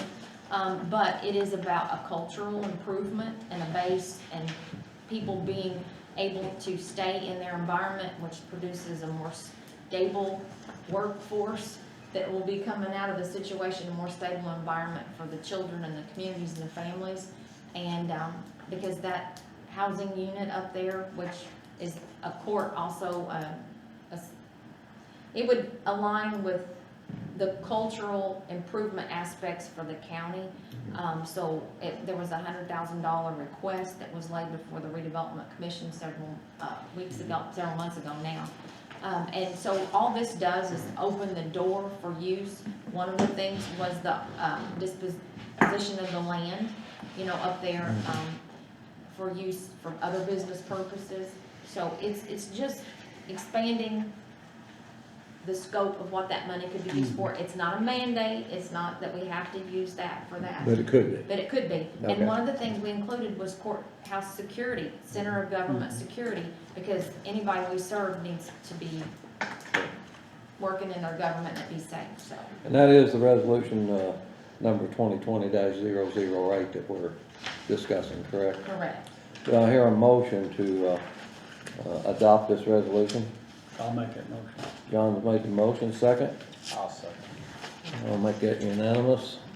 Tell me one thing I never totally understood about that was they told us that, it was a county-wide thing, we could spend it capital outlay over the county. But it was also that like, we couldn't do something like in Scottsburg and Austin because it was into their districts, they had to do it. But then again, when I said we're doing something for the refuge, which I'm all for, that's in Austin. How does that, is there an issue there? You can give into other, what would be TIF districts across those jurisdictions. Say, for Yeah. example, let's say that Tri-Hawk was gonna expand and they needed more, wastewater. Mhm. We could actually give the city of Austin $500,000 to improve their wastewater plant, because we're gonna have an infrastructure that's gonna stress that. Well, I We can think- do things like that, and we can also give to nonprofits and organizations if we can tie it back to our district, in which that's in Jennings. Okay, So, and I'm particularly thinking about fire departments, but police if, or something like yes. that, if we can help. well, given the nature of things, and if, should there be a disaster of some kind, like a hazmat issue or Yeah. a train derailment that would affect our Tri-Hawk population in our TIF district, we could be calling upon any of the first responders to assist with something if it was large enough in nature. So not only do we need the fire department that responds to us to be okay, we need backups to those particular situations. So there's a method here we could help, but it's, Yeah, but Okay. it can be a little bit of a stretch, but again, it's about improving the culture. Yeah, and that was one, when I got involved in this, that was one of the things Mhm. I wanted to do, Yes. see if we could help from the emergency services out. So, okay, But we first listed the county emergency service. she can explain it a lot better than I can, guys, I can tell you that much. Thank you. I work Thank with you. Karen Carter. All right, you did sign them, right, John? Yes, Okay. I think it's on. All right, next up is the claim consideration payable to Nicole Meadows for $330, and that's a claim that's been submitted by, I guess, the health department, and it looks to me like she's done some painting of the COVID testing site building, is that true? That's correct, and to update you guys, the council supported that remodeling up to $25,000, and I was sent a paper today by Michelle, and they're about $2,500 under budget, so they came in at about 22.5. Okay. So that was good, and so we're happy about that, and I think, are they ready to roll? I think so. Tomorrow? I think, Tomorrow gonna be rollout day, I'm not for sure. I'm not sure either. I'll make a motion to accept that claim. Motion made, second, Second. unanimous. I'm gonna sign underneath where you're gonna sign, how's that? That's good. And, all right, payroll ratification, for, October the 9th, 2020. I'll make a motion to accept it. Motion made to ratify, I'll second. John can second, or whatever. Yeah, It is unanimous, and I'll send this down there. Did you make that, Mike made a motion, didn't he? Mike made the motion, put me or John, either one on that, doesn't matter. We all agreed, so we did. By consensus. that's, and last, up is the EMS department update. Last but certainly not least,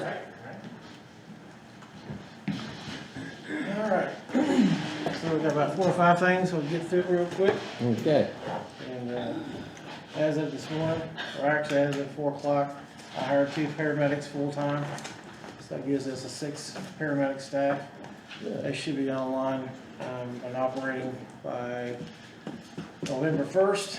okay, We've got numerous applications for EMT positions. I've alluded to you guys that we've hired some EMTs. We're just trying to get them in here and get them orientated and get your stuff done. Okay. So if that's a concern. We donated Full-time EMTs? part-time. Part-time. Yeah, part-time. We donated a medical kit today to the courthouse. It's in the auditor's office. So now we have medical coverage here. If somebody needs medical attention, you guys do have some stuff here to Thank you for that. take care of that, yeah. okay. One of the things with the building commission, we do have a 2008 Explorer. I know the building commission's needing a vehicle. I had Marty send her guy out to look at it. I just had it serviced, new brakes, new tires. It was in poor shape. Part of the the fleet rebuild, we done that. Her guys accepted. It has 68,000 miles on it. Been good with it? And we're gonna take our stuff off, pending us getting our FEMA stuff and COVID and all that kind of stuff. So we're gonna work on that Friday. So I'm just coming to you guys to let you know what's going on. Get your vehicle. We're just gonna transfer it from department to department. That's good. So what I'm trying to do is recycle what we have to other departments. And some of the stuff that we're looking at with the FEMA grants is also the case. So with that, I'm looking at buying 1-ton four-wheel drive crew cab pickup trucks, short beds, but we can also recycle those down to the county highway department once we're done, because you're only looking at about 150,000 miles on the vehicles. I've talked with Gil Straps today. I know what the exact price is on that, so we're well within our budget. It's only $7,000 more to get the 1-ton truck versus the half-ton truck. Are those on state bids? Those are on, that's or- the rebate we get from Ford. So the rebate on those was $6,500 from Ford. Our ambulances was $4,900. So there was a big difference. They're gonna be built at the Louisville truck plant. 1-ton crew cabs, they're the XLT package. Floorboards are gonna be matted. You know, it's gonna be the V8 engine, the V8 7.3 engine. Same thing we're going with in the ambulances. So as soon as we get our FEMA stuff taken care of, which we'll hopefully get that done on Friday, we're gonna start recycling our vehicles. And it was part of the Go Green project. We buy stuff, as we get ready to use it, we can pass it down. On ambulance rebuilds, we were looking at giving the county highway the F450 four-wheel drive trucks. We'd go to those when we re-chassis the boxes, or if we change box modules on the back. County highway showed interest in those trucks, so they could use them for mechanics trucks or maintenance vehicles. So we can recycle into the county highway as well with those trucks. So we're gonna reuse all the equipment we have. We've spent the money on the maintenance.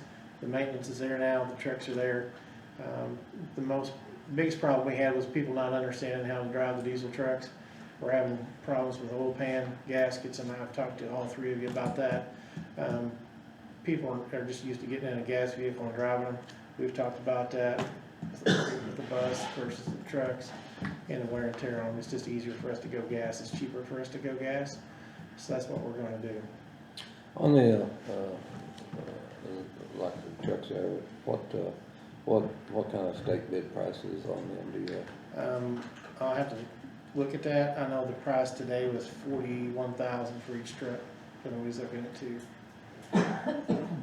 Okay, because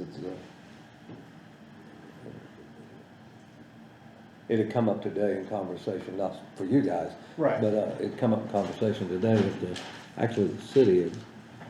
The mayor had told me about a place he was getting trucks out of, and they're exactly what you're talking, four-wheel drive, Right. four-door, 1-ton trucks, Right. and considerable lot cheaper. So we might want to check with him to Right, I see will. that. And that's just like, one of the things we do is going with the short beds versus the long beds. I know Yeah. some of the state contracts are for the long bed trucks, Yeah, so there was nothing out of the ordinary on these trucks. okay. And I was just going off the base of what the half-ton police pursuit package vehicles are. They're 33. These trucks were originally right around 52,000, and we got them down to 41 with our Mhm. rebates and tax emissions and all that kind of stuff. Okay, So, all right. so with Marty's truck, that's totally up to you guys. You guys have to vote on that, from my understanding. Like you did for the sheriff's cars to Mhm. prosecute. I'll just make a motion right now and get it over with, so I'll make a If they motion get it to Yeah. move the vehicle. We'll get it ready and get the stuff Okay. stripped off once we get it done. I'm good if he's happy with it, I guess. And I've been, yeah. same issue we had earlier, I'm okay with him taking it home as long as it's just work business. Is that, do we need to argue that point, or? I think No, again, I'm okay with that kind of stuff, but again, I think we have to there's have a county policy. county policy in Yeah. place that says you know, here's where it goes, and here's what it does. Yeah. And, I drove a company vehicle for years, and that's the way that was, and, I took it home, but when you got there, you stayed there, and. I agree with that 100%. So, I think that's what thought it he needs to needed be, to know. yeah. I So this- might add, you might double check and make sure that a take-home vehicle for some departments can create trouble for their W-2. Yes. So And that's You something might wanna that, make to the sure IRS that side, that's something we they gotta aren't look gonna at. be charged under federal Yeah. for But that. isn't that just true, Jackie, if they're using it for personal business? No, No, it's, it's to drive back and forth Yeah. to work, that It's part of becomes their personal. salary or Yeah. part That of becomes their. personal if you're driving to and from Okay. work. and That's that's, what that's something that I think would, I The think that's sheriff something is we. exempt because they're marked, but some highways got in trouble a few years ago because they didn't have a tank in the back of the superintendent's truck, and so a lot of them went and put tanks in them so they would qualify for a take-home vehicle. So just caution to be careful that you make sure you're not creating a problem with federal. So that's something on these. Yeah, we need to look at that. Marty? We intend to mark that. Doesn't matter if it's Don't make marked no or difference. not, it's Yeah. not an emergency vehicle. So I assume at Federal that point government it's makes it considered emergency personal taking it vehicle. home and back. It's a Okay. fringe. They Yeah. may have to throw a $3 shovel on the back of it or something. All the accounts here in Just a town, caution. yeah, all the accounts here in town been switched over, so Okay. Ace Hardware, O'Reilly's, I've got one more place to go, it'll be done tomorrow, so all that stuff's been taken care of. The Training Institute's been done, thanks Mike for getting him out there. So we've got all that stuff taken care of. So all that paperwork's done, training center's cleared up, we had it done the next day, so. Just let you guys know with that. Open house is on 11/14 at 12 to noon, or 12 to noon. Noon to 6. Noon to 6, that's Noon to right. 6. So Yeah. we're late, we're done. 12 to noon. Yeah, I mean, one it's party late, started at midnight, won't it? Depending on what time zone you're Yeah, in. So open house 11/14/20, noon to 6. okay. We do have state representatives coming down, state MS commission will be there, I know state reps coming, so we have a lot of people that's gonna be there. We're struggling to get everything ready, get the place cleaned up, we've got quite a bit done, still got a little bit to go, but it's gonna be ready to go. Good. Update on the truck, the builder's coming in on Friday to meet with me, so I've got the wrap finished up, I submitted the final bid on that wrap for the truck for the Veterans Affairs Office, and I will have that at the next meeting. So you guys will see that. I think you'll like it. I took some ideas from her and some ideas that I had, and we mixed those together. It's gonna be a very impressive truck. So, first one in the fleet, it's gonna be like that. Oversight Committee meets on 11/6, and that's gonna be at the ambulance station, and that's Dr. Croswell, myself, Raymond, Gene Robbins, and Greg Gibson. And we'll probably have about a 2.5 hour meeting that day. I know Raymond was upset about having to buy lunch, so I'm actually making chili that day, so if you guys wanna come out, I'm What taking time? care of 10 to noon-ish. 10 a.m. Yeah. So you guys are all welcome to come out there and sit through that meeting and see what the process is. We're probably about 98.9% where we need to be. Jeff and I have been working together in the last week, getting some stuff straightened out of dispatch. So we're going good there. Jackson County appointed their new director. I reached out to him yesterday when he was appointed. So we have a meeting set up with them. And we're gonna try to do a joint training situation with them. So we're gonna use our training institute to help them with education. So we're gonna do a reach out program with them as well. We've reached out to Washington County, which I've talked to you guys about that already. And I've reached out to KDH Ambulance Service as well. So we're gonna be having a meeting in November to get things going to where we need to be. So as Good. far as that, status at the hospital, we are getting overrun with transfers. That's why we're going to try to get the third truck. And that was budgeted for next year, 24/7, because we're getting inundated with runs. John had a complaint, I'm still working on that. Jeff's gonna pull a dispatch log so I can coincide with what's going on, so we can get that taken care of. We were 12 deep up at the hospital, so systematically getting everything out of there just takes time. So we're trying to do that. I'm still running the truck, and doing the office and making emergency runs. So I'm out and about and politicking. Did Brandon get with you? Yeah, I have talked to Brandon finally, and we've got that situation. We're working in that direction. Okay. Also, I've talked to Kevin Jensen, Yeah. and he's gonna be doing some light work for us on these trucks. So we're using everybody we can from the community, and that's what we wanted to do. So I've spoke with the hospital. Actually, I had a meeting this week with the hospital. They know our agenda, they know our plan. If they have any questions, they're gonna get with us. So we've got the CEO on board with whatever we need to do. I reached out to him today for some OBGYN supplies that we're gonna be needing, since we don't have OB here at the hospital. So we've also got some other projects going on with that, just to let you guys know. Seems very receptive, so. Right, yeah, Martin is a very good guy. I've known of him for probably 20 years. He's been at Clark for a long, No, long I'm time. talking about Scott. Yeah, and that's part of the deal with Yeah. Martin, so. Yeah, Martin they were co there for a while. Right, so. yeah, so he's very receptive to it. And Dr. Croswell and I have been talking. He's gotten back, Tammy and I, Raymond last week, Teresa, Raymond and Mike had a meeting with Raymond just to kind of see where we were going before the budget committee. So we kind of had a pregame going on to kind of figure out what I needed to do and all that kind of stuff. So, I got a question for you, and Yes, sir. it's probably not in your wheelhouse, but, and I guess maybe it would probably follow Josh, but there's 2 AEDs in this building. Well, part of the Are 16. I guess I need to ask you, EMA was, I think, just curious, years ago. who's EMA maintaining them and making sure the batteries are up and, Well, if they're a 5-year, depending on how long it's been, they should have a 5 to 7-year battery.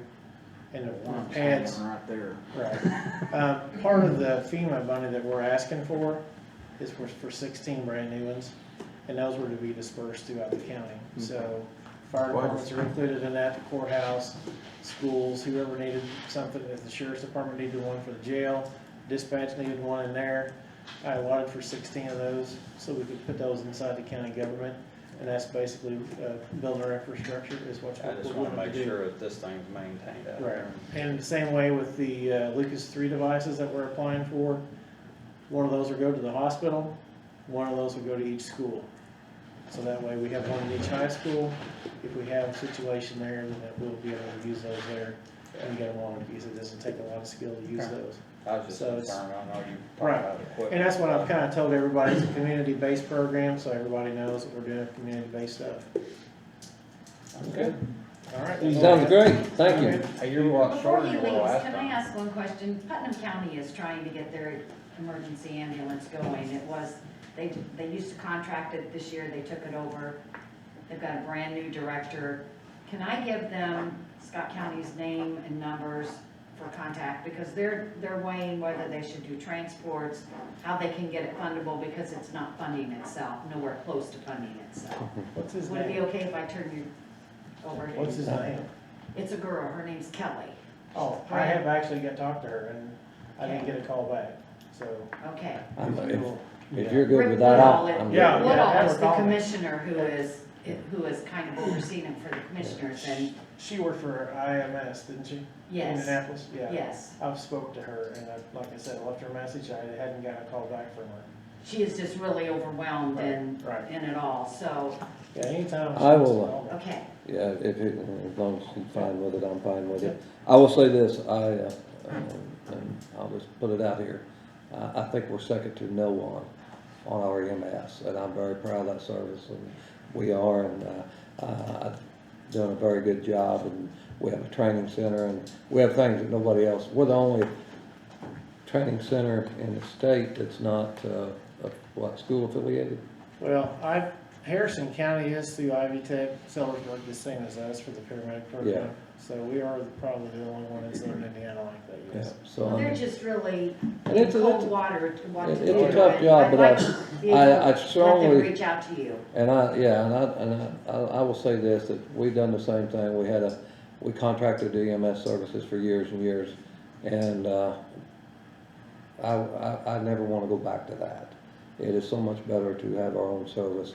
and we provide such a better service to the people here in this community, and I just think it's, everybody should think about that myself, but, I would never go back. I mean, I'm not, you know, and I know Mike said that before, is there's no question in my mind about going back. Care of service and is. Well, I know one of the things that Commissioner Woodall was concerned about, their old director had said, oh, no way transfers, no way transfers, no way transfers.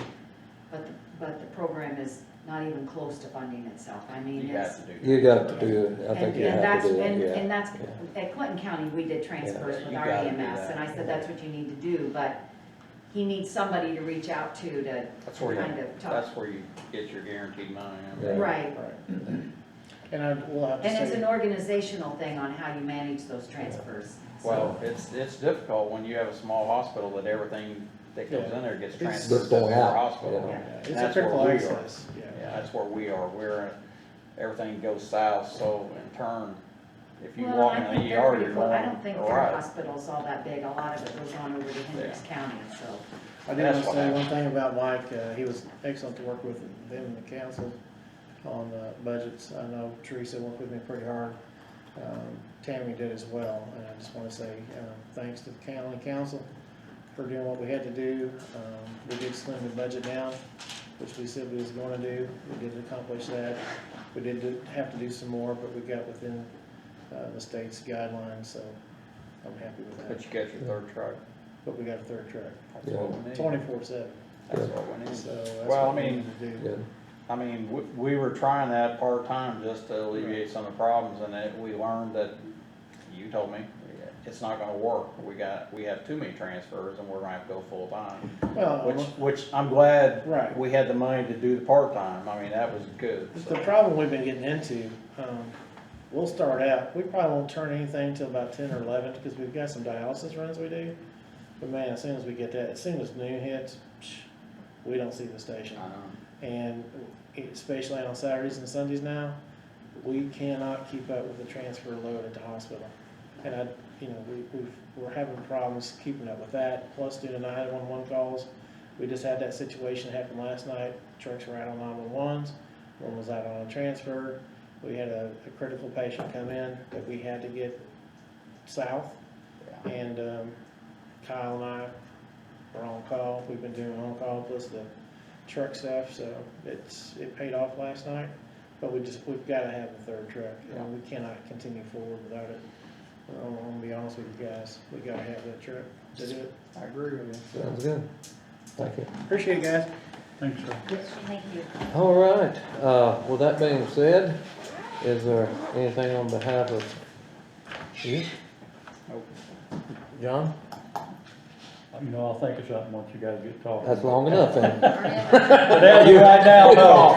You've lost your chance, move right on. The only thing I do have, and I'm gonna say this, again, you know, I cannot say enough about the volunteers that helps out on the food giveaway. I'm gonna tell you, for a lack of a better word, I got caught with my pants down around my ankles this morning. Actually, last night, we've been fortunate to have the food boxes come in, and last night at 6 o'clock I was notified that instead of Friday that it is coming today. And how I was notified is hey, there's a reefer truck sitting at the fairgrounds tonight, right now. I said, well, go ask him what he's got on, and it was the food boxes for this morning, and I had no idea. So all that changed, and of course Mr. Jones and Mr. Lisenby, and I know Mike was there, fire department, Mayor of Austin, the Mayor of Scottsburg, you know, people from the Austin. We had so many people there. We got rid of 2,300 boxes, and that was another thing that I realized as I was on my way into town, that hey, they'd sent me 2 semis instead of 1. So at that point there was 2,300 boxes, and I was leaving there at 1:15, and today, which was phenomenal. And so I cannot say enough about the people that volunteer to help out with that program down there. And I cannot name them all, but Scott County we're so blessed to have the number of people that volunteer to do something that I think is positive for this community and has helped this community extremely. I think with today's semis, I think that put us over the $2 million mark for free food that we have given out in Scott County. We gave out 70,000 pounds today of boxed foods, and this is all through the CARES USDA program. And I don't know too many other counties in this area, if any, that's got that. I know none of them that's got it. And it's been an ordeal, but we lost our distributor, and we was lucky enough to gain another one. But the biggest thing I want to push here is this don't happen because of us three. It happens because of this whole community and the people that volunteer to make this happen. And I just want to say thanks to them and give a shout out to them, because it wouldn't happen if it was not for them people. So again, that's my thing. Other than that, Couldn't agree more. I'll make a motion. motion's made to adjourn, second. No, I want to talk about it. No, you're done. After nine. Because I'm gonna override you if you don't. Unanimous, we're out of here. After 9 o'clock, the last. God, I can't even get a word in anymore. No, we thought you, the only thing is, we got to be careful.